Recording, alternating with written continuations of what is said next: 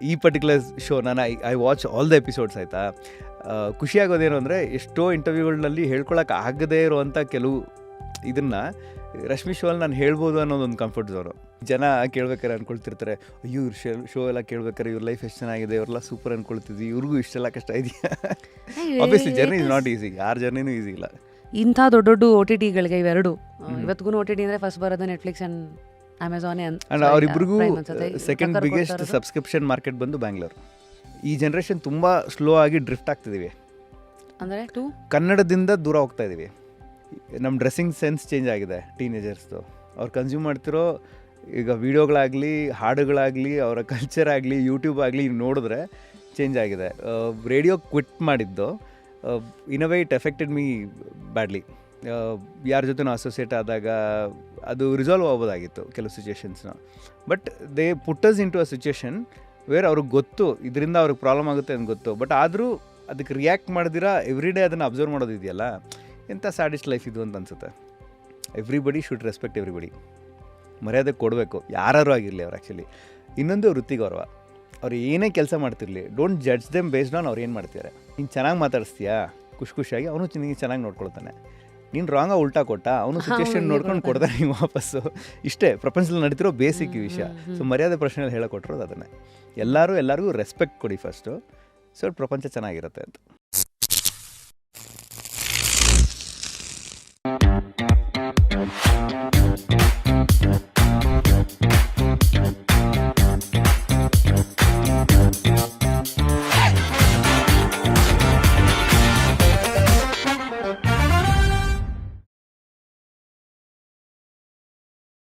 Today on Just Curious, yay, it's one and only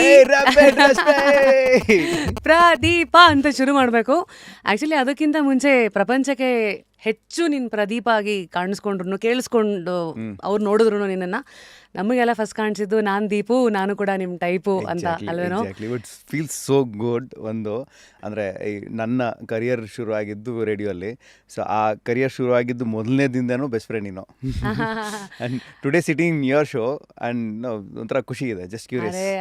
but ಇವತ್ತು profile introduction ಅಂತ ಕೊಡಬೇಕಂದ್ರೆ engineer, R J, ಸಖತ್ ಸ್ಟುಡಿಯೋದ ಫೌಂಡರ್ ಆ್ಯಂಡ್ ಜಿ ಫೈನಲ್ಲಿ ಕ್ರಿಯೇಟಿವ್ ಹೆಡ್ ಆ್ಯಂಡ್ ನಾವು as producer. Maryade Prashne cinema ಮೂಲಕ ಕೂತಿದ್ಯಾ ಅಂದರೆ ಅದು ನಿನ್ನ ಜರ್ನಿ.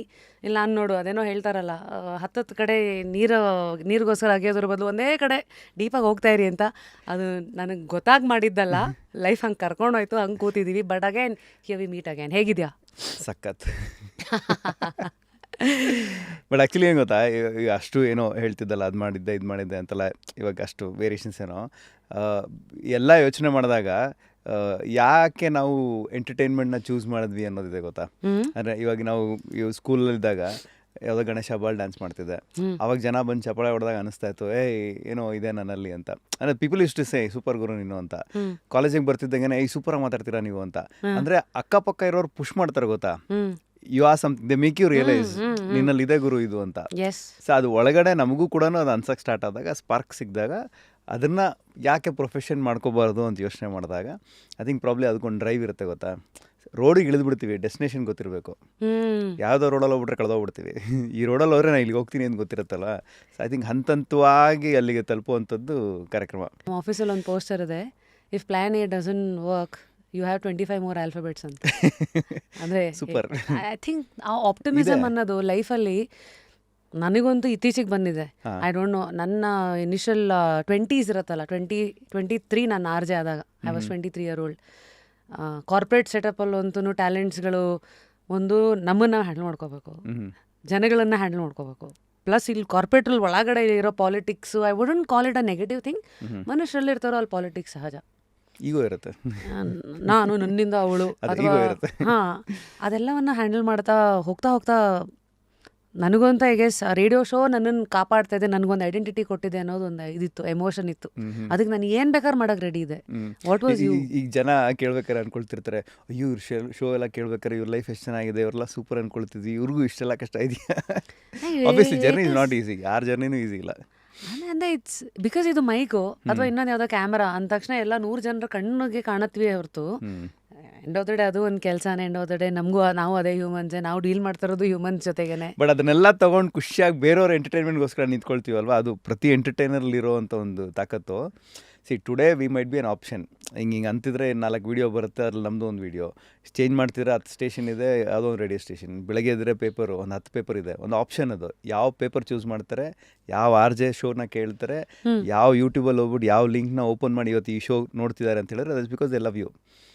ರಶ್ಮಿ ಇಷ್ಟ, ಅವ್ರ ಶೋ ಇಷ್ಟ, ಅಥವಾ ಈ RJ ಇಷ್ಟ, ಅದನ್ನು ನಮ್ಮ ಟ್ಯಾಲೆಂಟ್ ಥ್ರೂ ನಾವು ಅದನ್ನು ಅವ್ರಿಗೆ ರೀಚ್ ಆಗಿ ಐಡೆಂಟಿಟಿ ಬಿಲ್ಡ್ ಒಂದು ಮಾಡ್ಕೊಂಡು ಕನೆಕ್ಟ್ ಬಿಲ್ಡ್ ಆಗಿರುತ್ತೆ. ಐ ಥಿಂಕ್ ಅದ್ರ ಥ್ರೂ ಜನ ಅದನ್ನು ಇಷ್ಟಪಟ್ಟು ಪಟ್ಟು ಬೆಳೆಸ್ತಾರೆ.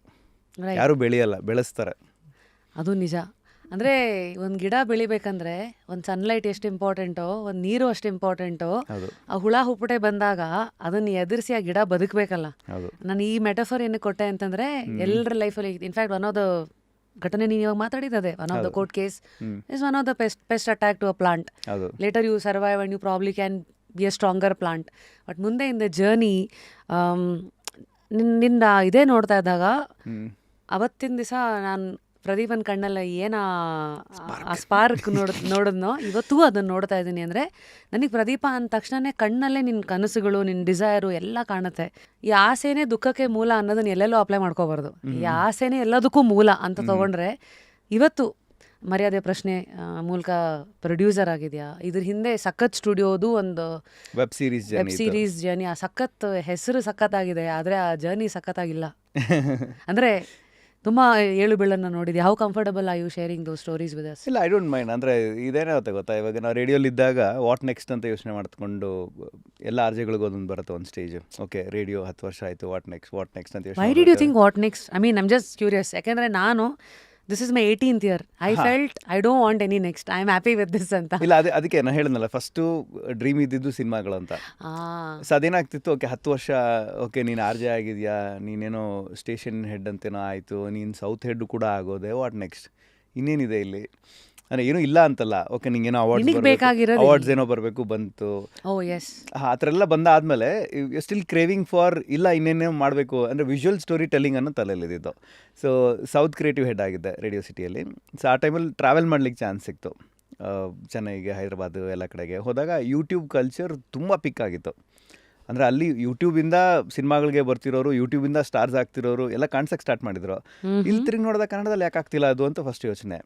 ಆಮೇಲೆ ಓಕೆ OTT, ಎಲ್ಲರೂ OTT ಅಂತ ಮಾತಾಡ್ತಿರಲ್ಲ, ಏನಿದು OTT? ದೆನ್ ಮುಂಬೈಗೆ ಹೋಗಿ ಐ ಮೆಟ್ TVF ಕಂಪ್ನಿದು ಒಂದಷ್ಟು ಜನ ಮೀಟ್ ಮಾಡಿ ಜಸ್ಟ್ ಅಂಡರ್ಸ್ಟುಡ್ ಏನು ಬಿಸ್ನೆಸ್ ಮಾಡಲ್, ಅದು ಹೆಂಗೆ ವರ್ಕ್ ಮಾಡ್ತಿದ್ದಾರೆ. ಓಕೆ, ಯಾಕೆ ಸೆಟಪ್ ಮಾಡೋಕ್ಕಾಗಲ್ಲ ಕನ್ನಡದಲ್ಲಿ ಈ ಥರದ್ದು ಅಂತ ಹೇಳಿ ವಾಪಸ್ ಬಂದು ಸಖತ್ ಸ್ಟುಡಿಯೋ ಅಂತ ಶುರು ಹಚ್ಕೊಂಡಿದ್ದು. ಇನಿಷಿಯಲ್ ಐಡಿಯಾ ವಾಸ್ TVF ಥರ, ತುಂಬ ಇನ್ಸ್ಪೈರ್ಡ್. ಅಂದರೆ their journey of how they started the web series culture ಇಂಡಿಯಾದಲ್ಲಿ. ಆ್ಯಂಡ್ ಅವ್ರದ್ದು ಒಂದು ಟ್ಯಾಗ್ಲೈನ್ ಇತ್ತು, it's not TV, it's TVF ಅಂತ. ಸೊ ಟಿವಿಯಿಂದ ಜನಗಳನ್ನ ಸ್ಲೋ ಆಗಿ ಇನ್ನೊಂದು ಫಾರ್ಮ್ಯಾಟಿಗೆ ಶಿಫ್ಟ್ ಮಾಡಿಸುವಂಥ ಪ್ರಯತ್ನ ಅದು. ಆ್ಯಕ್ಚುಲಿ ಕನ್ನಡದಲ್ಲಿ ಯಾಕಾಗಲ್ಲ ಅಂಥೇಳಿ ಸಖತ್ತಂತ ಸ್ಟಾರ್ಟ್ ಮಾಡಿದ್ದು. ವಿಷನ್ ಇದ್ದಿದ್ದು ಕನ್ನಡಕ್ಕೆ ಒಂದು OTT ಇರಬೇಕು, ನಮ್ಮದೇ ಆ್ಯಪ್ ಇರಬೇಕು, ಸಿಂಪಲ್ ಸ್ಟೋರಿಗಳನ್ನ ಹೇಳಲಿಕ್ಕೆ ಒಂದು ಲೊಕೇಶನ್, ಒಂದು ಡೆಸ್ಟಿನೇಷನ್ ಇರಬೇಕು. ಆ್ಯಂಡ್ ಅದು ತೀರಾ ದೊಡ್ಡ ಮಟ್ಟದಲ್ಲಿ ಸಬ್ಸ್ಕ್ರಿಪ್ಷನ್ಸು, ಸಿನಿಮಾಗಳು ಹಾಕಬೇಕು, ಅದು ಹಾಕ್ಬೇಕು ಇರಲಿಲ್ಲ. ಸಿಂಪಲ್ ಸ್ಟೋರಿಗಳನ್ನ ಹೇಳಬೇಕು ಜನಗಳಿಗೆ. ವರ್ಷಕ್ಕೊಂದು 10 ವೆಬ್ ಸೀರೀಸ್ ಕೊಡೋಕ್ಕಾದ್ರೆ ಹೊಸ ಫಾರ್ಮ್ಯಾಟ್ ಅದು. ಆ್ಯಂಡ್ ಇವತ್ತಿಗೊಂದು 50 ರೂಪಾಯಿ, 100 ರೂಪಾಯಿ, ಒಂದು ಎಳ್ನೀರು ಕೊಟ್ಟರೆ 50 ರೂಪಾಯಿ ಹೋಗುತ್ತೆ. ಅವ್ರಿಗೆ ರಿಯಲೈಸ್ ಮಾಡಿಸಿದ್ರೆ ಈ ಥರ ಒಳ್ಳೆ ಕಥೆಗಳು ಇಂಥ ಕಡೆಗೆ ಸಿಗುತ್ತೆ, ಒಂದು 50 ರೂಪೀಸ್ ನಾನು ಖರ್ಚು ಮಾಡಬಹುದು, ಈ ಥರದ್ದೇನೋ ರಿಯಲೈಸೇಷನ್ ಮಾಡಿಸಿದ್ರೆ slow but it will pickup. ಆ ಆಸೆಯಲ್ಲಿ ಇದ್ದಿದ್ದು. So we started of with lot of content ಯೂಟ್ಯೂಬ್ನಲ್ಲಿ. ಅದು ಜನಗಳಿಗೆ ಅರ್ಥ ಮಾಡಿಸ್ಲಿಕ್ಕೆ, ಅಂದರೆ ಈ ಥರದ್ದೇನೋ ರುಚಿ ತೋರ್ಸೋಕ್ಕೆ, ಈ ಥರದ್ದೇನೋ ಬರುತ್ತೆ ಮುಂದೆ, ಚೆನ್ನಾಗಿ ಬರ್ತಿದೆ, ಈ ಥರ ಒಂದು ಟೀಮ್ ಇದೆ, ಏನೋ ಮಾಡೋಕ್ಕೆ ಟ್ರೈ ಮಾಡ್ತಿದೆ. ಆ್ಯಂಡ್ ತುಂಬ ಚೆನ್ನಾಗಿ ರೆಸ್ಪಾಂಡ್ ಮಾಡಿದ್ರು. ವೆಬ್ ಸೀರೀಸ್ ಕಲ್ಚರ್ನ ಟೆಸ್ಟ್ ಮಾಡೋಣ ಅಂಥೇಳಿ ವಿ ಡಿಡ್ ಲೂಸ್ ಕನೆಕ್ಷನ್ ಅಂತ ಒಂದು ವೆಬ್ ಸೀರೀಸ್. ಅದು ಸುನಿಲ್ ರಾವ್ ಅವರು, ಸಿಂಧು ಲೋಕನಾಥ್, ಅನುಪಮ. ಸ್ಟ್ರಾಟಜಿಕ್ಕಾಗಿ ವಿ ಗಾಟ್ ಕಾಸ್ಟಿಂಗ್. ಸ್ಟ್ರಾಟಜಿಕ್ ಅಂದರೆ ಏನು ಸ್ಟ್ರಾಟಜಿ? ಬೇಸಿಕಲಿ ಸುನಿಲ್ ರಾವ್ ಅವರು ನೋನ್ ಹೀರೋ. ಆ್ಯಂಡ್ ಒಂದು ಗ್ಯಾಪ್ ಆಗಿತ್ತು, ಇವ್ರು ವಾಪಸ್ ಬಂದ್ರಾ ಅನ್ನೋದು ಇರುತ್ತೆ ಗೊತ್ತಾ. ಸೊ ಅದೊಂದು ನಂಗೆ ಗೊತ್ತಿವರು, ಬಟ್ ಇವಾಗ ಏನು ಮಾಡ್ತಿದ್ದಾರೆ, ಜಸ್ಟ್ ಕ್ಯೂರಿಯಾಸಿಟಿ. ಸೊ ಆಮೇಲೆ ಅನುಪಮ ಆಗ್ತಾನೆ ಅಕ್ಕ ಅಂತ ಒಂದು ಸೀರಿಯಲ್ ತುಂಬ ಫೇಮಸ್ ಆಗಿತ್ತು. ಈಗ ಅವರು ಇದ್ರಲ್ಲಿ ಮಾಡ್ತಿದ್ದಾರೆ, ಅವರು ಇದರಲ್ಲಿದ್ದಾರಾ, ಓಕೆ. ಸಿಂಧು ಲೋಕನಾಥ್ ಆಗ ಸಿನಿಮಾಗಳು ಮಾಡ್ತಿದ್ರು, ಇವ್ರು ಇದ್ದಾರೆ ವೆಬ್ ಸೀರೀಸಲ್ಲಿ. ವೆಬ್ ಸೀರೀಸ್ ಅನ್ನೋ ಫಾರ್ಮ್ಯಾಟ್ನ ಅರ್ಥ ಮಾಡಿಸ್ಬೇಕಿತ್ತು ಜನಕ್ಕೆ. ಸೊ ಪ್ಲಸ್ ಆ ಕ್ಯಾಸ್ಟಿಂಗ್ ತುಂಬ ಚೆನ್ನಾಗಿ ವರ್ಕೌಟ್ ಆಯಿತು. ಅಂದರೆ ತುಂಬ ಚೆನ್ನಾಗಿ ಪರ್ಫಾರ್ಮ್ ಮಾಡಿದ್ರು ಎಲ್ಲರೂ. ಆ್ಯಂಡ್ ಆ ಎಪಿಸೋಡಿಗಾಗಿ ಏನು ಹಾಕ್ತಿದ್ವಿ, ಎವ್ರಿ ವಾರಕ್ಕೊಂದು ಎಪಿಸೋಡ್ ಅನ್ನೋವಂಥದ್ದು, ಅದು people started following the project. ನಂಗೆ ಇನ್ನೂ ನೆನಪಿದೆ, KGF ಶೂಟಿಂದ ಬೋನ್ ಕಾಲ್ ಮಾಡಿದ್ದ, ಯಾಕೆ ಇವತ್ತು ಎಪಿಸೋಡ್ ಇನ್ನೂ ಹಾಕಿಲ್ಲ ನೀವು ಅಂತ. ಆಮೇಲೆ ಗುರು ಅಲ್ಲಿ ನೋಡ್ತೀರಾ ಅಂತ. ಹಾಂ, ಯಶ್ ಅವರು, ಪ್ರಶಾಂತ್ ನೀಲ್ ಅವರು, ಎವ್ರಿಬಡಿ ಯೂಸ್ ಟು ವಾಚ್. ಹಾಂ, ನಾನು ಲೈಕ್ ಓಕೆ ಗುರು ಎಲ್ಲ ಕಡೆ ನೋಡ್ತಿದ್ದಾರೆ and it's going in the right way of what we were thinking ಅನ್ನೋದಿತ್ತು. ಅಲ್ಲಿಂದ ಇಮಿಡಿಯೇಟ್ ಶಿಫ್ಟ್ ನಮ್ಮ ಯೋಚನೆ ಬಂದಿದ್ದು, ಓಕೆ ಯೂಟ್ಯೂಬ್ ಇದೆ ಬಟ್ ನಮ್ಮದೊಂದು ಸ್ವಂತ ಪ್ಲಾಟ್ಫಾರ್ಮ್ ಅಂತ ಏನು ಯೋಚನೆ ಮಾಡಿದ್ವಿ, ಅದನ್ನು ಬಿಲ್ಡ್ ಮಾಡೋಣ ಅಂತ ಹೋಗಿದ್ದು. ಸೊ ಅಲ್ಲಿ ಒಂದು 6 months 8 months we took lot of time. ನಮ್ಮದೇ ಟೆಕ್ನಾಲಜಿ, ನಮ್ಮದೇ ಪ್ಲಾಟ್ಫಾರ್ಮ್ ಎಲ್ಲ ಬಿಲ್ಡ್ ಮಾಡಿದ್ವಿ. ಈ ಪ್ಲಾಟ್ಫಾರ್ಮ್ ಇದೆ, ಇದು ಕಾಂಟೆಂಟ್ ಬೇಕಾಗುತ್ತೆ. ಸೊ ಬ್ಯಾಂಕಿಂಗ್ ಮಾಡೋಣ, 4-5 ವೆಬ್ ಸೀರೀಸ್ ಬ್ಯಾಂಕಿಂಗ್ ಮಾಡೋಣ ಅಂಥೇಳಿ ಒಂದು ಜರ್ನಿ ಶುರು ಆಗಿತ್ತು. ಆಗ ಶಿವರಾಜ್ ಕುಮಾರ್ ಅವರ ಕಂಪ್ನಿ ಕಡೆಯಿಂದ ಕಾಲ್ ಬಂತು, ಅವರ ಮನೆಗೆ ಬನ್ನಿ ಅಂತ. ಸೊ ಅವ್ರ ಮನೆಗೆ ಹೋದಾಗ ಗೀತಾ ಅವರು, ಶಿವಣ್ಣ ಎಲ್ಲ ಒಟ್ಟಿಗೆ ಕೂತು, ಇಲ್ಲ ನೀವೇನೋ ವೆಬ್ ಸೀರೀಸ್ ಮಾಡ್ತೀರಂತೆ, ನನ್ನ ಮಗಳು ಕೂಡ ಮಾಡಬೇಕು ಅಂತಿದ್ದಾಳೆ, ಹೆಂಗೆ ವರ್ಕ್ ಆಗುತ್ತಿದ್ದು ಏನಿದು ಅಂತ ಕೇಳೋರು. ಹೇಳಿದೆ, ಇದು ಬಿಸ್ನೆಸ್ ಮಾಡಲೇ ಇಲ್ಲ ಸದ್ಯಕ್ಕೆ, ನಮ್ಮ ಕನ್ನಡದಲ್ಲಿ ಇಲ್ಲವೇ ಇಲ್ಲ. ನಾವೇನೋ ಒಂದು ರಿಸ್ಕಲ್ಲಿ ಅದನ್ನು ಪ್ರೂವ್ ಮಾಡೋಣ ಅಂತ ಹೊರಟಿದ್ದೀವಿ, ಇಲ್ಲೇನೋ ಒಂದು ಆಗ್ಬೋದು ಅಂತ ಹೊರಟಿದ್ದೀವಿ ಅಂತ.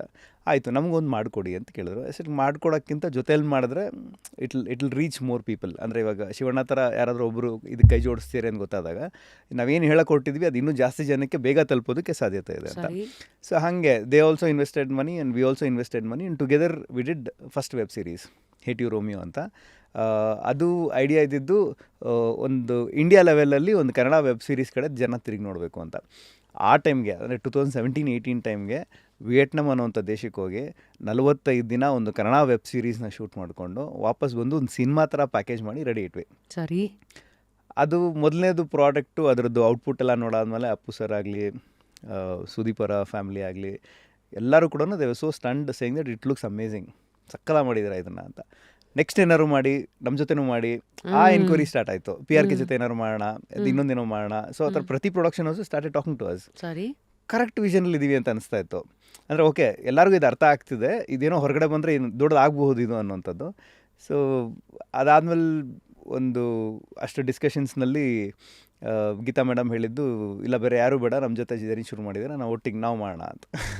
ಸೊ ಒಂದು 3-4 ವೆಬ್ ಸೀರೀಸ್ ಏನಿತ್ತು, ಆ ಪಾರ್ಟ್ನರ್ಶಿಪ್ ಹಾಗೆ ಕಂಟಿನ್ಯೂ ಆಗಲಿ ಅಂತ ಹೇಳಿ ಹನಿಮೂನ್ ಅಂತ ಒಂದು ವೆಬ್ ಸೀರೀಸ್ ಮಾಡಿದ್ವಿ, ಬೈ ಮಿಸ್ಟೇಕ್ ಅಂತ ವೆಬ್ ಸೀರೀಸ್ ಮಾಡಿದ್ವಿ. ಆ್ಯಂಡ್ ಪ್ರತಿ ಪ್ರಾಜೆಕ್ಟಲ್ಲಿ ಏನಾಗಿದೆ ಅಂತ ಹೇಳಿದ್ರೆ, ಈಗ ದಿಶಾ ಅದಕ್ಕೆ ಮುಂಚೆ ಅವರು ಇನ್ಫ್ಲೂಯೆನ್ಸರ್ ಆಗಿ ಫೇಮಸ್ ಆಗಿದ್ದರು, ಬಟ್ ಆ್ಯಸ್ ಆ್ಯನ್ ಆ್ಯಕ್ಟ್ರೆಸ್ ಅದ್ರಲ್ಲಿ ಪರಿಚಯ ಆದರು. ಈಗ ಸಿರಿ ವಾಸ್ RJ ಆ್ಯಂಡ್ ಅವ್ರದ್ದು ಫಸ್ಟ್ ಪ್ರಾಜೆಕ್ಟ್ ಬಂದು ನಮ್ಮ by mistake. So as an actress ಪರಿಚಯ ಆದರು. ಸೊ ಇವಾಗ ಹನಿಮೂನಲ್ಲಿ ನಾಗಭೂಷಣ್ ಆಗಲಿ, ಸಂಜನಾ ಆಗಲಿ, ಸೊ ಅವರಿಬ್ಬರು ಬೇರೆ ರೀತಿ ಪರಿಚಯ ಆದರು. ಆ್ಯಂಡ್ ಇವತ್ತಿಗೆ ಅವರೆಲ್ಲ ದೊಡ್ಡ ಆಪ್ಷನ್ಸ್ ಆಗಿದ್ದಾರೆ ಅಂದರೆ as an industry. So web series culture ಬೆಳೆದಾಗ ಸುಮಾರು ಜನ ಕಲಾವಿದರಿಗೆ, ಟೆಕ್ನಿಷಿಯನ್ಸ್ಗೆ ಅದೊಂದು ವಿಸಿಟಿಂಗ್ ಕಾರ್ಡ್ ಆಗುತ್ತೆ. ಪ್ಲ್ಯಾಟ್ಫಾರ್ಮ್ಸ್ಗೆ ಅದನ್ನು ಕೊಟ್ಟು ಅವ್ರಿಗೆ ಅಟ್ಲೀಸ್ಟ್ ಅದು ಹೊರಗಡೆಗೆ ಬರಲಿ, ಹಾಕಿರೋ ದುಡ್ಡು ವಾಪಸ್ ಬರಲಿ ಅನ್ನೋ ಮೋಡ್ನಲ್ಲಿ ಅದನ್ನು ಇವತ್ತು ಜಿಯೋ ಸಿನಿಮಾಲಿದೆ, ಆಹಾ ಅಲ್ಲಿದೆ. ಸೊ ಬೇರೆ ಬೇರೆ ಪ್ಲ್ಯಾಟ್ಫಾರ್ಮ್ಸ್ಗೆ ನಾವು ಮಾಡಿರೋ ಕಾಂಟೆಂಟ್ನ ಕೊಟ್ವಿ. ಬ್ಯಾಕೆಂಡ್ನಲ್ಲಿ ಏನೆಲ್ಲ ನಡೀತಿರುತ್ತೆ ಅಂದರೆ ಏನೋ ಅನ್ಕೊಂಡ್ಬಿಡ್ತೀವಿ, ಇದೇನೋ ಆಗ್ಬಿಡುತ್ತೆ ಅಂತ. ಅದೇ ನೀವು ಹೇಳ್ದಂಗೆ ಅಲ್ಲಲ್ಲಿ ಚಾಲೆಂಜಸ್ ಹಿಂಗೆ, ನೆಕ್ಸ್ಟ್ ಏನು ಮಾಡ್ತೀಯ ನೋಡೋಣ ಅಂತ ಚಾಲೆಂಜಸ್ ಬರ್ತಾ ಇರುತ್ತೆ. ಬಟ್ ಅದಾದಮೇಲೆ ಒಂದು ಅಡ್ವಾಂಟೇಜ್ ಏನಾಯಿತು ಅಂತ ಹೇಳಿದ್ರೆ, ಈಗ ZEE5 ಅವ್ರು ಕನ್ನಡದಲ್ಲಿ ಏನೋ ಕಾಂಟೆಂಟ್ ಮಾಡಬೇಕು ಅಂತ ಹೊರಟಾಗ ಅವ್ರ ಕಣ್ಣು ಕಾಣಿಸಿದ್ದು ನಾನು, ಇವನೇನೋ ವೆಬ್ ಸೀರೀಸ್ ಅಂತ ಏನೋ ಇಷ್ಟೆಲ್ಲ ಮಾಡಿದ್ದಾನೆ, ಕರ್ಕೊಳ್ಳಿ ಅವ್ರನ್ನ ಅಂತ. So that's how you landed ZEE5 web ಸೀರೀಸ್ದು ಹೆಡ್ ಆಗಿ. So they called and decide ಕನ್ನಡದಲ್ಲಿ ಈ ಥರ ಏನೋ ಮಾಡಬೇಕು ಅಂತಿದ್ವಿ, why don't you come on board ಅಂತ. ಸೊ ಅಲ್ಲಿ ಹೋದೆ, ಅಲ್ಲಿ ಇಟ್ಸ್ ಅ ಬಿಗರ್ ಆಪರ್ಚುನಿಟಿ ಅಂತ ಅನಿಸ್ತು ನನಗೆ. So no experience goes waste ಅಂತ. ನಿಮ್ಮ ಕೇಸಲ್ಲಿ ಅದು ನಿಜ, ಅದು ಎಲ್ಲೋ ಒಂದು ಕಡೆ ಹೆಲ್ಪಿಗೆ ಬಂದಿದೆ. ಸೊ ಈ ಮಧ್ಯ ಈ OTT ಪ್ಲಾಟ್ಫಾರ್ಮ್ಸ್ದು ಒಂದಷ್ಟು ಕೀ ಮೇಟ್ರಿಕ್ಸ್ ಆಸ್ ಆನ್ 2022 ನನ್ನ ಕೈನಲ್ಲಿದೆ ಪ್ರದೀಪ್.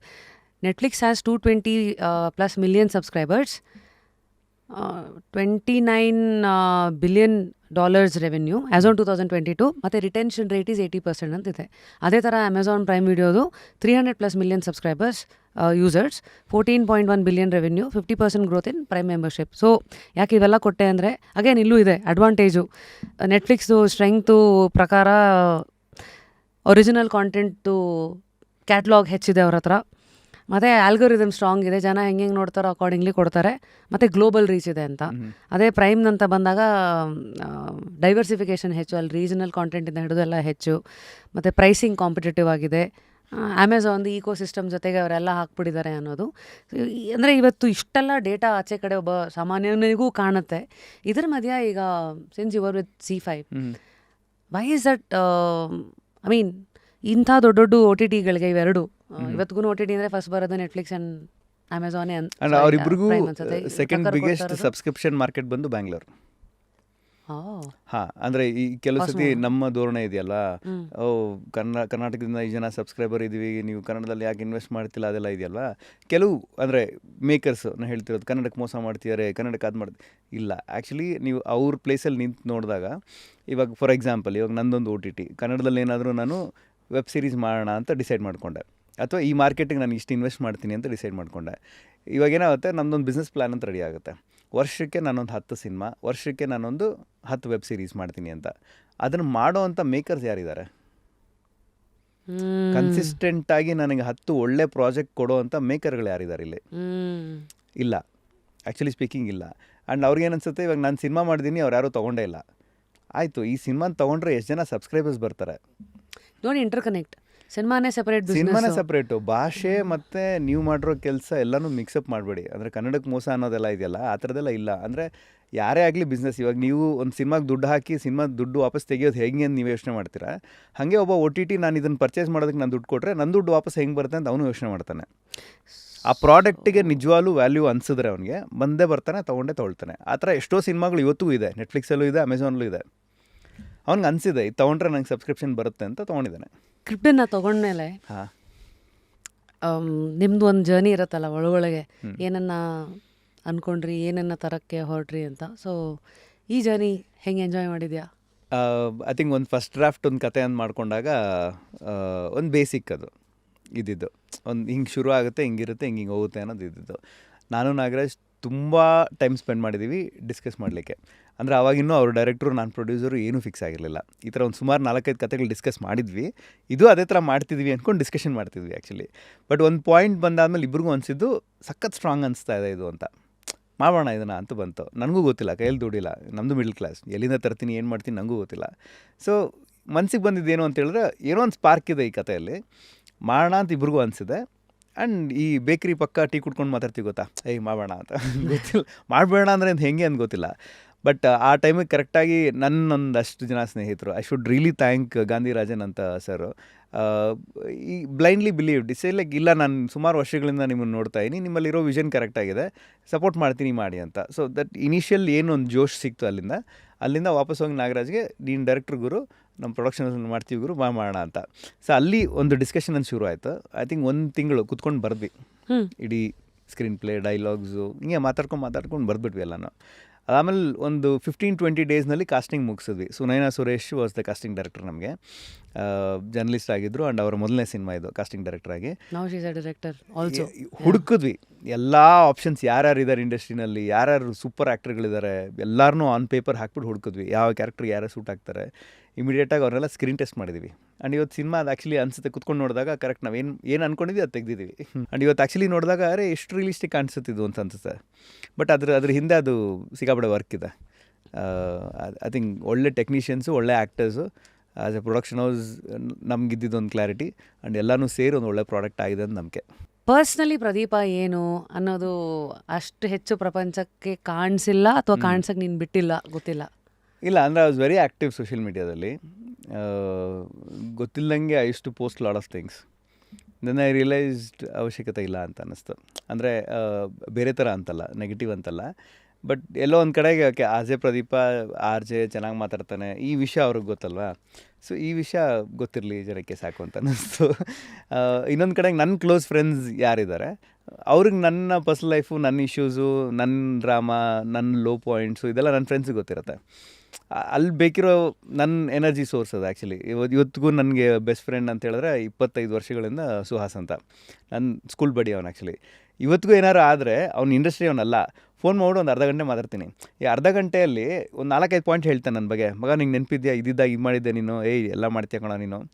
ಆಮೇಲೆ ಕ್ವಶನ್ ಮಾಡ್ತಾನೆ, ಇದು ಮಾಡಬೇಡ, ಇದು ಹಿಂಗೆ, ಐ ನೋ ಯು, ನಂಗೆ ತುಂಬ ಚೆನ್ನಾಗಿ ಗೊತ್ತು ನೀನು ನನಗೆ, ಈ ಥರದ್ದೆಲ್ಲ ಹೇಳಿದಾಗ ಆ ಥರ ಒಂದು 4-5 ಜನ ಸ್ನೇಹಿತರದೇ ಸಾಕು ಅಂತ ಅನ್ನಿಸ್ತು. ರೇಡಿಯೋ ಕ್ವಿಟ್ ಮಾಡಿದ್ದು in a way it affected me badly. ಅಂದರೆ ಅಲ್ಲಿ ಎವ್ರಿ ಡೇ ಎಷ್ಟು ಮಾತಾಡ್ತಿದ್ದೆ, ಎಷ್ಟು ಎನರ್ಜಿ ಇರ್ತಿತ್ತು ಅಂತ ಹೇಳಿದ್ರೆ, ಸಡನ್ನಾಗಿ you are not talking, suddenly you are there in that space where you are very lonely, silent, and ಅದೊಂಥರ ಕಟ್ ಆಫ್ ಮಾಡ್ಬಿಡ್ತು ನಾನು. ಜನರ ಜೊತೆ ಇಂಟ್ರಾಕ್ಷನ್ ಇಲ್ಲ. ಮಧ್ಯೆ ಪ್ಯಾಂಡಮಿಕ್ ಆಯಿತು, ಮಧ್ಯೆ ಈ ಸಖತ್ ಸ್ಟುಡಿಯೋ ಈ ಥರದ್ದೆಲ್ಲ ಒಂದು 2-3 ಏನೋ ಆಫೀಸೆಲ್ಲ ಮುಚ್ಚೋಗೋವಂಥ ಪರಿಸ್ಥಿತಿಗೆ ಬಂತು. ಪ್ಯಾಂಡಮಿಕ್ ಟೈಮ್ನಲ್ಲಿ ಎಲ್ಲ ನಿಲ್ಲಿಸ್ಬಿಟ್ವಿ. ಅಂದರೆ ಏನೋ ವಿಷನಲ್ಲಿ ದೊಡ್ಡದ ಏನೋ ಮಾಡೋಣ ಅಂತ ಹೊರಟಿದ್ವಲ್ಲ, ಟಕ್ಕಂತ ನಿಂತೋಯ್ತು ಎಲ್ಲ ಕೂಡ. ಸೊ ಆಮೇಲೆ ಮತ್ತೆ ಇನ್ನೊಂದು ಕಡೆ ಎಲ್ಲೋ ಸ್ಯಾಲ್ರಿಗೆ ವಾಪಸ್ ಹೋಗಬೇಕಿತ್ತು. ಸೊ ಈ ಝೋನೆಲ್ಲ ಬಂದಾಗ went to very silent mode. ಕಡಿಮೆ ಮಾತಾಡೋಣ, ಕೆಲಸ ಮಾಡ್ತಿರೋಣ. ಸೊ ಆ ಝೋನ್ಲಿದ್ದೀನಿ. ಗೆಸ್ಟ್ಗಳು ಇಲ್ಲ ದೇವ್ರ ಬಗ್ಗೆ ಎಲ್ಲೋ ಒಂದು ಮಾತಾಡಿರ್ತಾರೆ, ಇಲ್ಲ ನಾವೊಂದು ಫನ್ನಿ ಇನ್ಸಿಡೆನ್ಸ್ ಇದೆ ಇಲ್ಲ. 2020ವರೆಗೂ ದೇವರು ಅಂದರೆ ನೆಗ್ಲೆಕ್ಟ್ ಅಂತಲ್ಲ, but I always believe that ದೇವರು ಅಂದರೆ ಒಂದು ಎನರ್ಜಿ. ಅಂದರೆ ಅದು ಇದೇ ರೂಪದಲ್ಲಿ ಬರಬೇಕು ಅಂತ ಏನಿಲ್ಲ, ಒಂದು ಎನರ್ಜಿ. ಯೂನಿವರ್ಸ್ ನಿಮಗೆ ಗೊತ್ತಿಲ್ಲದಂಗೆ ಎನರ್ಜಿ ಕೊಡುತ್ತೆ. ಸನ್ನಿಂದ ಬರುತ್ತಾ, ಮೂನಿಂದ ಬರುತ್ತಾ, ಅಥವಾ ಯಾವುದೋ ಪಕ್ಕದಲ್ಲಿರೋ ವ್ಯಕ್ತಿಯಿಂದ ಬರುತ್ತಾ, ಒಂದು ಎನರ್ಜಿ ಅದೊಂದು ಟ್ರಾನ್ಸ್ಫರ್ ಆಗುತ್ತೆ. ಆ್ಯಂಡ್ ಈ ದೇವರು ಅನ್ನೋ ಕಾನ್ಸೆಪ್ಟಲ್ಲಿ ಅಷ್ಟು ಜಾಸ್ತಿ ಬಿಲೀವ್ ಮಾಡ್ತಿರಲಿಲ್ಲ. But 2020 was a very bad year ನನ್ನ ಲೈಫಲ್ಲಿ. ಒಂದು ಪ್ಯಾಂಡಮಿಕ್ ನಡೀತಿದೆ, and I was going through lot of things at once. Like ಒಂಥರ ಅದು ಎಲ್ಲ ಸೇರಿ ಒಟ್ಟು ಒಂದು ಸರಿ ಬರುತ್ತೆ ಅಂತಾರಲ್ಲ, ಸೊ ಆ ಥರ. ಆ ಟೈಮ್ನಲ್ಲಿ ಸಡನ್ನಾಗಿ ಒಂಥರ ಐ ವೆಂಟ್ ವೆರಿ ಬ್ಲ್ಯಾಂಕ್. ನನ್ನ ಪಕ್ಕದ ಮನೆಯವರು he was psychiatrist. He said why don't you try the spiritual way ಅಂತ. He just pushed an idea, start believing in something. ನೀವು ಮೆಡಿಟೇಷನ್ ಮಾಡು, ಕಾಮ್ ಡೌನ್ ಮಾಡು, ಥಾಟ್ಸ್ ಕಟ್ ಮಾಡು, ಈ ಥರದ್ದು ಏನೋ ಒಂದು ಪುಷ್ ಮಾಡುತ್ತೆ ತಲೆಗೆ. ಆವಾಗ ಯೋಚನೆ ಬಂದೆ, ಕರೆಕ್ಟ್ ಅಲ್ವಾ? ಅಂದರೆ ಈ ಒಂದು ಕಡೆ ಕಾನ್ಸಂಟ್ರೇಟ್ ಮಾಡೋದಕ್ಕೆ you just need some point. Like ಒಂಥರ ಈ ಒಂದು ಗುರು ಮೇಲೆ ನಂಬಿಕೆ ಇಡು ಅಂತ ಹೇಳ್ತಾರಲ್ಲ, ಆ ಥರದ್ದು. ಸರಿ, ಓಕೆ, ದೇವ್ರನ್ನ ನಂಬಬೇಕು ಅನ್ನೋ ತಲೆಗೆ ಬಂದಿದೆ. ಯಾವ ದೇವ್ರನ್ನ ಅಂಥೇಳಿ ನನ್ನ ಫ್ರೆಂಡ್ ಶ್ರೀಶಾಂತ್ ಇದ್ದಾನೆ, ಕಾಲ್ ಮಾಡಿ ತುಂಬ ಫನ್ನಿಯಾಗಿ ಕೇಳಿದ್ದೆ. ಈ ಥರ ತುಂಬ ವರ್ಷ ಆದಮೇಲೆ ಒಂದು ದೇವ್ರ ಬಗ್ಗೆ ಯೋಚನೆ ಮಾಡ್ತಾಯಿದ್ದೀನಿ, ಯಾವ ದೇವ್ರನ್ನ ನಂಬಲಿ ಗೊತ್ತಾಗ್ತಿಲ್ಲ ಅಂತ. ನನಗೆ ಹೀ ವಾಸ್ ಸ್ವೀಟ್ ಎನಫ್. ಅಂದರೆ I should tell you this actually funny. 10 photo ಕಳಿಸಿದ್ರು, ಆಯಿತಾ. ದೆನ್ ಈ ಫಸ್ಟ್ ಫೋಟೋ ಇದೆಯಲ್ವಾ, ಇವರು ಈ ಥರ. 2ನೇ ಫೋಟೋ ಇದೆಯಲ್ವಾ, ಇವರು ಎನರ್ಜಿ ಮತ್ತು ಸ್ಟ್ರೆಂತ್ ಎಲ್ಲ ಕೊಡ್ತಾರೆ. ಈ 3ನೇ ಫೋಟೋ ಇದೆಯಲ್ವಾ, ಇವರು ಈ ಥರ ಮಾಡ್ತಾರೆ. ಸೊ ಇದನ್ನೆಲ್ಲ ನೋಡಿದಾಗ ಎಲ್ಲ ದೇವರಲ್ಲೂ ಕೂಡ ಒಂದೇನೋ ನಮ್ಮ ಖುಷಿಗೆ ನಾವು ಅದನ್ನು ಒಂದು ರೀತಿ ಪ್ರೆಸೆಂಟ್ ಮಾಡ್ಕೊಂಡಿದ್ದೀವಿ. ಅಂದರೆ ಈ ದೇವರು ಹಿಂಗಿರಬೇಕು ಅನ್ನೋದು ನಮ್ಮ ಇಮ್ಯಾಜಿನೇಷನ್ ನಾವು ಪ್ರೆಸೆಂಟ್ ಮಾಡ್ಕೊಂಡಿದ್ದೀವಿ. ಅದರಲ್ಲಿ ಕೆಲವರೇ ಮಾತ್ರ ತುಂಬ ಹ್ಯೂಮನ್ ಕನೆಕ್ಷನ್ ಇರೋ ದೇವರುಗಳು. ಓಕೆ, ನಮ್ಮ ಥರನೇ ಕಾಣಿಸ್ತಾರೆ ಇವರು ಅನ್ನೋ ಒಂದು ಕಾನ್ಸೆಪ್ಟ್ನಲ್ಲಿ ಒಬ್ಬರನ್ನ ಬಿಲೀವ್ ಮಾಡೋಕ್ಕೆ ಸ್ಟಾರ್ಟ್ ಮಾಡಿದೆ. ಸೊ ಜಸ್ಟ್ ದಟ್ ಆ ಒಂದು ಒಳ್ಳೆ ಮೂರ್ತಿಗೋಸ್ಕರ ಹುಡುಕ್ತಾ ಇದ್ದೆ. ಆ್ಯಂಡ್ ಚೆನ್ನೈನಲ್ಲಿ ಯಾರೋ ಒಬ್ಬರು ತುಂಬ ಡೀಟೇಲಿಂಗ್ ಆಗಿ ಮಾಡಿರೋದು ಒಂದು ಮೂರ್ತಿ ಕಾಣಿಸ್ತು. ಯಾಕೆ ಗೊತ್ತಿಲ್ಲ, immediately fell in love with that. ಅದು ಪಟ್ ಅಂತ ಅನಿಸ್ದೆ. ಇವತ್ತಿಗೂ ಮನೇಲಿ ಹತ್ತಿದ್ದೆ. ಇವತ್ತಿಗೂ ಒಂದು 10 ನಿಮಿಷ ಅದರ ಎದುರುಗಡೆ ಕೂತ್ಕೊಂಡು ಏನೂ ಯೋಚನೆ ಮಾಡಲ್ಲ. It's not meditation, it's not ತುಂಬ ಸ್ಪಿರಿಚುವಲ್ಲು ದೇವರು ಅನ್ನೋದಲ್ಲ. It's like a friend. I want to talk to that person and I tell him what I am going through. That 5 ನಿಮಿಷ 10 ನಿಮಿಷ ಝೋನ್ ನನಗೆ ತುಂಬ ಹೆಲ್ಪ್ ಮಾಡುತ್ತೆ. ತುಂಬ ಕಾಮ್ ಡೌನ್ ಆಗಿ ತುಂಬ ವಿಷಯಗಳಲ್ಲಿ I think it's help me. ಏನು ಹೆಸರು ದೇವ್ರದು? ಸಾಯಿಬಾಬಾ ಅಂತ. ಓಕೆ. ಆ್ಯಂಡ್ ಆಲ್ಸೋ ಒಂದು ಅಬ್ಸರ್ವ್ ಮಾಡಿದೆ ಪ್ರದೀಪ, ನೀನು ಇಡೀ ಕಾನ್ವರ್ಸೇಷನಲ್ಲಿ ನಿನಗೆ ಗೊತ್ತಿಲ್ಲದಿರೋ ಹಾಗೆ ಯಾರನ್ನೂ ಹಂಗೆ ಟ್ರೀಟ್ ಮಾಡಬೇಡಿ, ಯಾರನ್ನೂ ಹಂಗೆ ಟ್ರೀಟ್ ಮಾಡಬೇಡಿ ಅನ್ನೋದು ಒಂದು 5ರಿಂದ 8 ಸತಿ ಬಂತು. ಹೌದು. Is there any reason for that? Because it ಇಲ್ಲ, ಐ ಥಿಂಕ್ ಲಾಟ್ ಆಫ್ ಇವತ್ತು ಆಗ್ತಿರೋ ಕನ್ಫ್ಯೂಷನ್ಸು ಗಲಾಟೆಗಳು is because of that one particular reason. ಅಂದರೆ ಮರ್ಯಾದೆ ರಿಲೇಟೆಡ್ ನಾನು ಹೇಳ್ತಿರೋಂಥದ್ದು. ಯಾರಿಗೋ ಗೊತ್ತಿಲ್ಲ, ಯಾರೋ ಒಂದು ಸ್ಪಾರ್ಕ್ ಕ್ರಿಯೇಟ್ ಮಾಡಿರ್ತಾರೆ, ಮಾಡಿಬಿಡು ನೋಡೋಣ ಅಂತ. ಆ ಚಾಲೆಂಜಾಗಿ ತೊಗೊಂಡ್ರೆ ಮಾಡ್ತಾರೆ. ಅದಕ್ಕೆ ಪ್ರೂವ್ ಮಾಡಬೇಕು ಅಂತಲ್ಲ, ಸರಿ ಆಯಿತು ಮಾಡ್ತೀನಿ ನಾನು, ಮಾಡಿ ತೋರಿಸಿ ಅಂತಡಿ. ಅದೇ ಅವ್ರಿಗೆ ಪ್ರೂವ್ ಮಾಡೋಕ್ಕೆ ಅಂತಲ್ಲ, ನನ್ನ ಜರ್ನಿ ಇದು, ಚಾಲೆಂಜ್ ಬೇರೆ ಹಾಕಿದ್ದೀನಿ, ಸರಿ ನಾನು ಮಾಡ್ತೀನಿ. ಸೊ ಆ ಥರ ವಿಷಯಗಳಲ್ಲಿ I think the world will be more beautiful ಅಂತ ಅಷ್ಟೆ. ಎಲ್ಲ ಒಬ್ರಿಗೊಬ್ರು ರೆಸ್ಪೆಕ್ಟ್ ಕೊಟ್ಟಾಗ, treat them equal, treat them as humans, I think ತುಂಬ ಚೆನ್ನಾಗಿರುತ್ತೆ. ಎಲ್ಲರಿಗೂ ಇರುತ್ತೆ ಈಗೋ, ಇರಲ್ಲ ಅಂತ ಈಗೋ ಇಲ್ದಿರೋ ಮನುಷ್ಯನೇ ಇಲ್ಲ. ಅದು ಆ್ಯಕ್ಚುಲಿ ಎಲ್ಲಿ ಎಷ್ಟು ಯಾಕೆ ಗೊತ್ತಿರಬೇಕಷ್ಟೆ. ಅವಶ್ಯಕತೆ ಇದ್ದರೆ you should get into that zone. ಇಲ್ಲ ಅಂತೇಳಿದ್ರೆ I think you should be peaceful, happy. Hurt ಮಾಡಬಾರ್ದು ಅನ್ನೋದು ವಿಷಯ ಅಷ್ಟೇ. ನಾನು ಹರ್ಟ್ ಆಗಿದ್ದೀನಿ ಅನ್ನೋದಲ್ಲ ವಿಷಯ. ಬಟ್ ನನಗೆ ಕೆಲವು ಕಡೆಗೆ ಗೊತ್ತಿಲ್ಲ, ಅಂದರೆ I have to tell you, ಸುಮಾರು ಕಡೆಗೆ ಈ ಬೇಕು ಅಂತ ಆಟಾಡ್ಸಿರೋ ವಿಷಯಗಳಿದೆ. ನಂಗೆ ಆ ವ್ಯಕ್ತಿ ಯಾಕೆ ಆ ಥರ ಮಾಡ್ದೆ ಅಂತ ತುಂಬ ಸಲ ಯೋಚನೆ ಮಾಡಿದಾಗ ಆ್ಯಕ್ಚುಲಿ ಅವ್ನಿಗೆ ರೀಸನೇ ಇರಲಿಲ್ಲ. ಅಂದರೆ ಇದು ನೀನು ಪ್ರೊಫೆಷನಲ್ ಲೈಫಲ್ಲಿ? ಪ್ರೊಫೆಷ್ನಲ್ ಅಲ್ಲ, ಯಾರ ಜೊತೆನೂ ಅಸೋಸಿಯೇಟ್ ಆದಾಗ ಅದು ರಿಸಾಲ್ವ್ ಆಗ್ಬೋದಾಗಿತ್ತು ಕೆಲವು ಸಿಚುವೇಷನ್ಸ್ನ. But they put us into a situation where ಅವ್ರಿಗೆ ಗೊತ್ತು ಇದರಿಂದ ಅವ್ರಿಗೆ ಪ್ರಾಬ್ಲಮ್ ಆಗುತ್ತೆ ಅಂತ ಗೊತ್ತು. ಬಟ್ ಆದರೂ ಅದಕ್ಕೆ ರಿಯಾಕ್ಟ್ ಮಾಡಿದಿರಾ ಎವ್ರಿ ಡೇ ಅದನ್ನು ಅಬ್ಸರ್ವ್ ಮಾಡೋದಿದೆಯಲ್ಲ, ಎಂಥ ಸ್ಯಾಡಿಸ್ಟ್ ಲೈಫ್ ಇದು ಅಂತ ಅನಿಸುತ್ತೆ. ದೊಡ್ಡ ವ್ಯಕ್ತಿ ಆಗಿರ್ಬೋದು ಲೈಫಲ್ಲಿ, ಸರಿ ಓಕೆ, ಬಟ್ ನಿಂಗೆ ಬೇಸಿಕ್ ಹ್ಯುಮ್ಯಾನಿಟಿ ಇಲ್ಲ ಅಂತ ಹೇಳಿದ್ರೆ ನೀ ಎಂಥ ದೊಡ್ಡ ಸ್ಟಾರ್ ಆಗಿ ಏನು ಉಪಯೋಗ ನೀನು ಅಂತ. ಈ ಥರದ್ದು ಕೆಲವು ವಿಷಯಗಳು. ಆ್ಯಂಡ್ ಇನ್ನೊಬ್ರು ಯಾರೋ ಓಕೆ ನೀನು ಯಾವುದೋ ಹುದ್ದೆಯಲ್ಲಿದೆಯಾ, ನೀನು ಅದು ಆ್ಯಕ್ಚುಲಿ ಮಾಡ್ಬೋದಾಗಿತ್ತು, ಬಟ್ ನೀನು ಬೇಕು, ನೀನು ಯಾವುದೋ ಒಂದು ಸಣ್ಣ ಈಗೋಯಿಂದ ನೀನು ಅದನ್ನು ಮಾಡಲಿಲ್ಲ ಅವತ್ತು, ಅದು ಆ್ಯಕ್ಚುಲಿ ಯಾರಿಗೋ ಎಫೆಕ್ಟ್ ಆಯಿತು, ಬಟ್ ನಿಂಗೆ ಗೊತ್ತು ಅದು ಆಗ್ತದೆ ಅಂತ, ಆಗಲಿ ಬಿಡು ಅನ್ನೋದು ಇದೆಯಲ್ಲ, ಅದು ನಿನ್ನ ಸಣ್ಣ ಈಗೋ. ಸೊ ಇದು ಈ ಅಬ್ಸರ್ವೇಷನ್ಸ್ ಇದೆಯಲ್ಲ ಲೈಫಲ್ಲಿ, ಅದಕ್ಕೆ ಮರ್ಯಾದೆ ಪ್ರಶ್ನೆ ಅಂತ ಯಾಕೆ ಫಸ್ಟ್ ಸಿನಿಮಾ ಚೂಸ್ ಮಾಡಿದ್ದು ಅದಕ್ಕೆ. ನಿನ್ನಲ್ಲಿರೋ ಆ ಕಣ್ಣಲ್ಲಿರೋ ಸ್ಪಾರ್ಕು ನಿನ್ನೆಲ್ಲ ಒಳ್ಳೊಳ್ಳೆ ಜಾಗಕ್ಕೆ ಕರ್ಕೊಂಡು ಹೋಗಲಿ and do well. Yes, take care. Thank you for always being sweet. ಅಂದರೆ right from the beginning of the radio journey.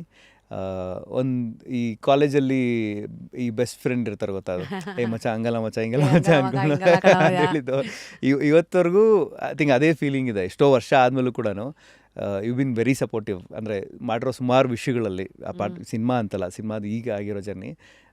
But ಎಲ್ಲೋ ಒಂದು ಕಡೆ ಫೋನ್ ಮಾಡಿ ಮಾತಾಡಿದ್ರು ಕೂಡ the way you talk about reality ಅಲ್ವಾ, ಇದು ಹಿಂಗೆ ಇರೋದು, ಇಷ್ಟ ಕಣೋ ಲೈಫು, ತಲೆ ಕೆಡ್ಸ್ಕೊಬೇಡ ಅಂತಿರುತ್ತಲ್ವ, ಆ ವಿಷಯಗಳಲ್ಲೂ ಕೂಡ ರಶ್ಮಿ ಐ ಥಿಂಕ್ ತುಂಬ ಇಷ್ಟ ಆಗ್ತಾರೆ. And thank you, keep doing this good work. Thanks ಕಣೋ. Until next time, of course, that was Pradeep and ಅವನ ಒಂದು ಜರ್ನಿ, ಲೈಫ್ನ ಹೇಗೆ ನೋಡಿದ್ದಾನೆ, ಹೇಗೆ ನೋಡಬೇಕಂತ ಆಸೆ ಪಡ್ತಾನೆ, and everything that came in between. So ನಮ್ಮ ಈ ಸಂಭಾಷಣೆಯ ಯಾವ ಭಾಗ ನಿಮಗೆ ಭಾಳ ಇಷ್ಟ ಆಯಿತು ಕಮೆಂಟ್ ಸೆಕ್ಷನಲ್ಲಿ ತಿಳಿಸಿ. ಅಂಟಿಲ್ ನೆಕ್ಸ್ಟ್ ಟೈಮ್, ನಾವು ನಿಮ್ಮ rapid Rashmi, signing out of just curious. Thanks Pradeep. Thank you so much.